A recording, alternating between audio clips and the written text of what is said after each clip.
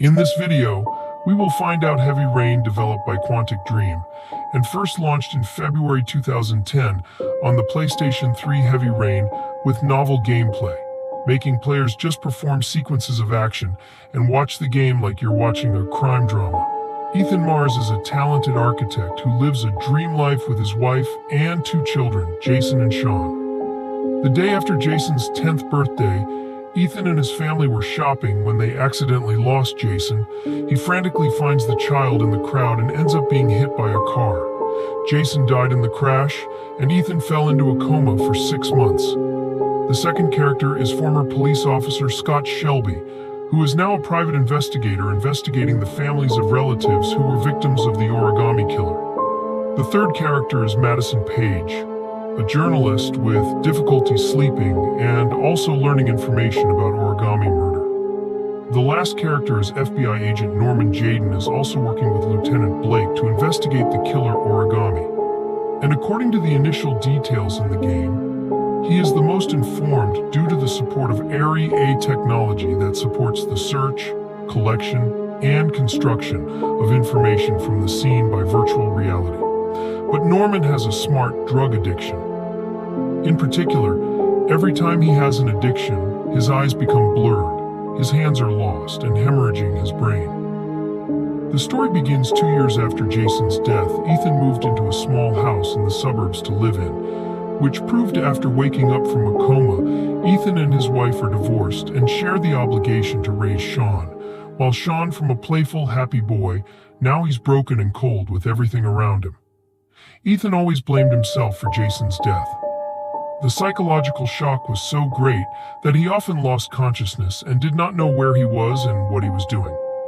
One afternoon, Ethan takes Sean to the park, where they start playing together, when Ethan suddenly loses consciousness. And just a blink of an eye, he saw the picture standing somewhere else, and it was dark. Ethan suddenly returns to the park, but does not see Xuan there. He rushed home looking for the child. But hopelessly, Ethan knelt the road and screamed. At the same time, I realized that I was holding an origami tile in my hand. Ethan went to the police station and reported the disappearance of his son, and Ethan is now more worried than ever, knowing that it is very likely that his child was kidnapped by the killer Origami. Meanwhile, Detective Scott is investigating at a store, the owner of the store. They're named Hassan, has a son who is the victim of the killer Origami.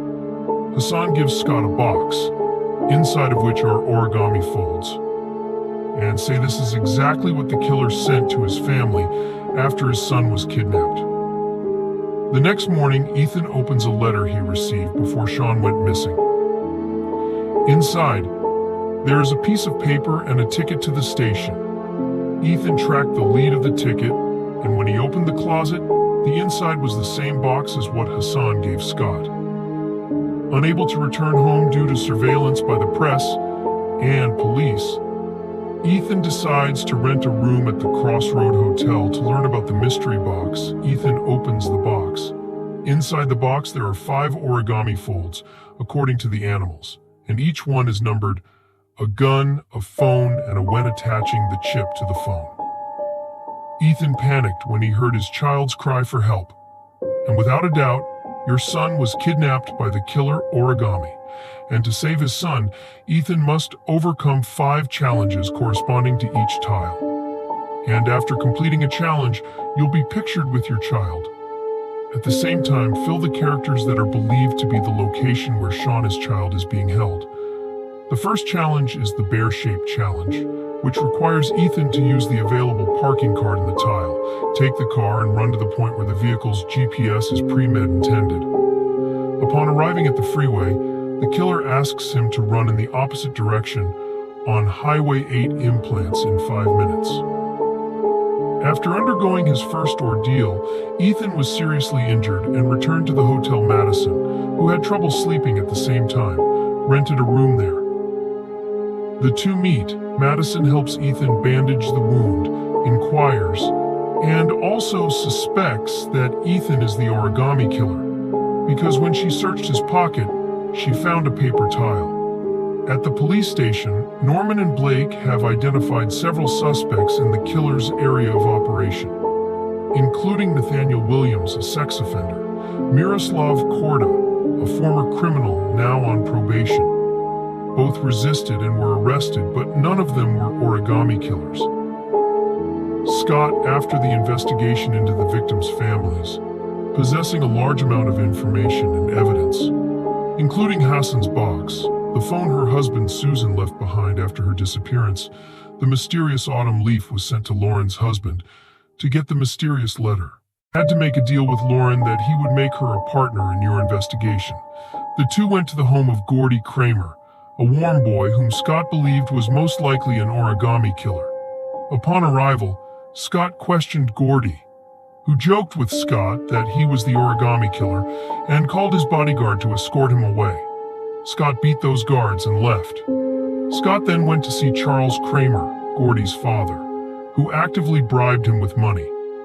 Asking him to stop the investigation and stay away from Gordy, Scott flatly refused, and leaving despite Charles's intimidation that he would take the consequences if he came close to Gordy. Returning to Ethan continues with the second challenge, butterfly-shaped challenge.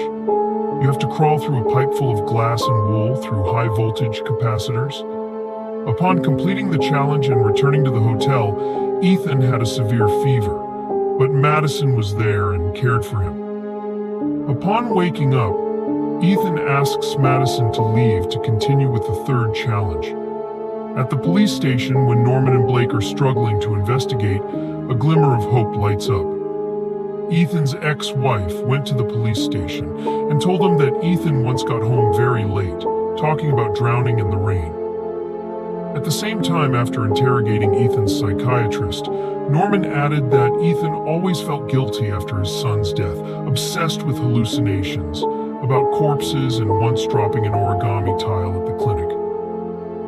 All of the above information has brought Norman and Blake turn the investigation to Ethan and confirmed that he is the killer of Origami.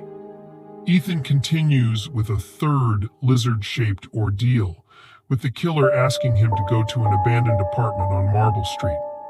There he had to cut off one of his own hands to prove to the killer that he was willing to suffer to save his child. Ethan is unaware that Norman and Blake are already waiting outside and surrounds the apartment. At that moment, Madison also followed him. She ran inside the apartment to warn him and get you out of Norman and Blake's pursuit. After escaping from the police and returning to the hotel, Ethan continues to ask Madison to leave so he can go to the fourth challenge. Meanwhile, Scott and Lauren are at the antique shop to learn about the typewriter used to type on her husband Lauren's mysterious letter. While investigating, Scott found the antique shop owner dead. Because the two did not want to get into trouble with the police, they cleared the evidence together and left. Ethan continues with a fourth shark-shaped ordeal, where he is asked to go to a drug dealer's house and use the gun in the box to kill him. After struggling with the drug dealer, he also learned that he is also the father of 2 children. Sympathy for him because he is also a father, Ethan decided not to kill him and left, although that will leave you unable to see your child.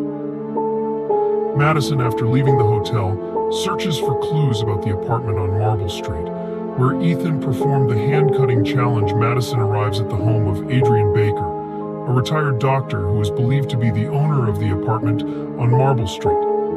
At the same time, collect a business card named Paco. Behind is the Blue Large Club. Norman arrives at Mad Jack's junkyard, who he suspects stole and sold the car to the killer. Jack refuses to cooperate and asks Norman to leave. Norman, while using Ari to gather information, discovered a corpse in an acid tank.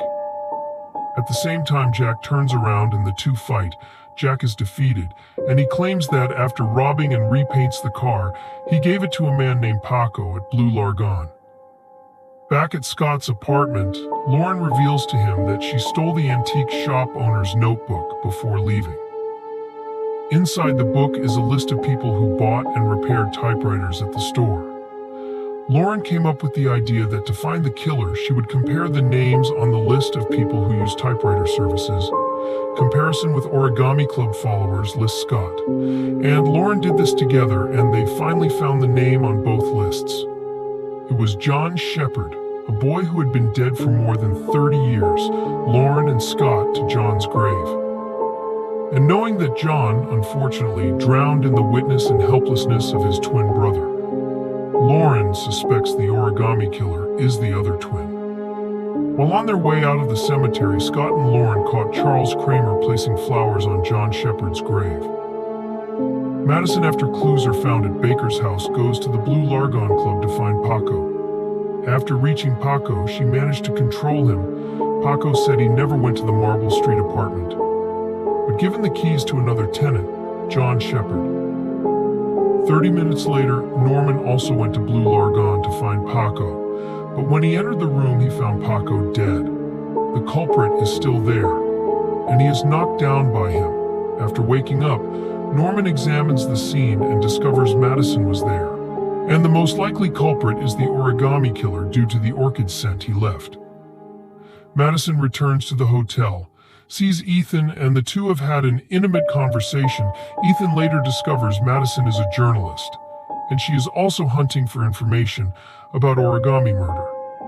Ethan angrily thought he was being taken advantage of, but Madison begged him for forgiveness. Feeling sincere, Ethan forgave her. Upon leaving the hotel, Madison discovers Norman and Blake have stood under the reception room to ask about Ethan's wares. Madison quickly uses an internal phone to call Ethan's room. Warn you to run away so you can continue with the final challenge. Scott now returns to his apartment, where he and Lauren are suddenly taken hostage by Charles Kramer and his bodyguards. He knocked me down, and when I woke up, I found myself and Lauren tied up inside the car at the bottom of the river. You save Lauren, and you both get out of danger.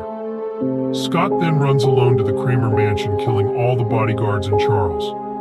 He told me all that his son Gordy had imitated origami murder and killed a child, but it was an accident.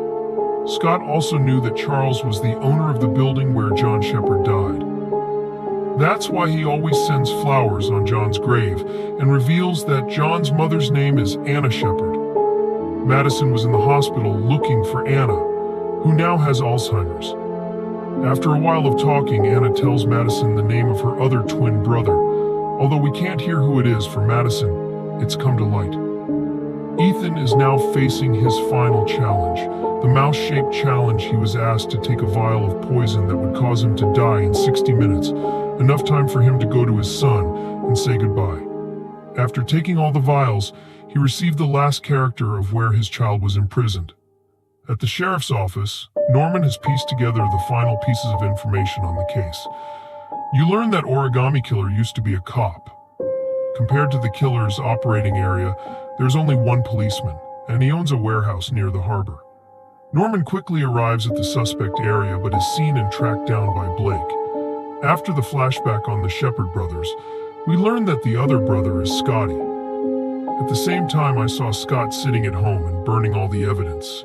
This proves that Scott Shelby is Scott Shepard, and the Origami Killer Madison, after talking to Anna, realizes Scott Shelby is the Scott Shepard of 30 years ago. She sneaks into Scott's house and finds countless increment evidence, and through her personal computer, she also finds the address where Sean is. Ethan's child is in custody.